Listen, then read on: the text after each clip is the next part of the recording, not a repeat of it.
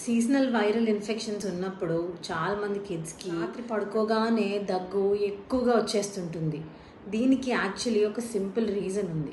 పిల్లలు పడుకున్నప్పుడు నోస్లో నుంచి సైనసెస్లో నుంచి మ్యూకస్ థ్రోట్లోకి ట్రికిల్ డౌన్ అయ్యి గ్రావిటీ వల్ల ఇక్కడ కలెక్ట్ అయ్యి ఎయిర్వేస్ని ఇరిటేట్ చేసి కాఫ్ తెప్పిస్తుంటుంది. అలానే రాత్రిపూట గాలి కొంచెం డ్రైగా చల్లగా ఉండడం మూలన థ్రోట్ ఇంకా సెన్సిటివ్గా అవుతుంది.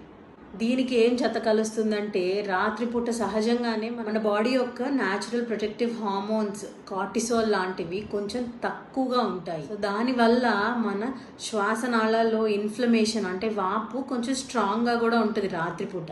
మోస్ట్ ఆఫ్ ది టైమ్స్ ఈ దగ్గు వినడానికి చాలా హార్ష్గా అనిపించవచ్చు, భయం వేయచ్చు వింటే ఏంటి ఇంత సౌండ్ వస్తుంది అని. కానీ ప్రతిసారి ఇలాంటి కాఫ్ ఉన్నప్పుడు లంగ్స్కి ఏదో ప్రాబ్లం ఉండాలి అనే రూల్ లేదు.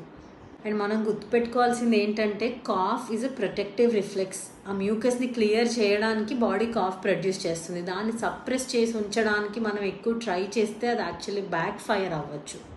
Now here's something more important. Viral infections వచ్చి తగ్గాక కాఫ్ మనం అనుకున్న దానికన్నా ఎక్కువ రోజులు ఉంటుంది. చాలా కేసెస్లో అట్లీస్ట్ 2 to 3 weeks వరకు కాఫ్ ఉండొచ్చు.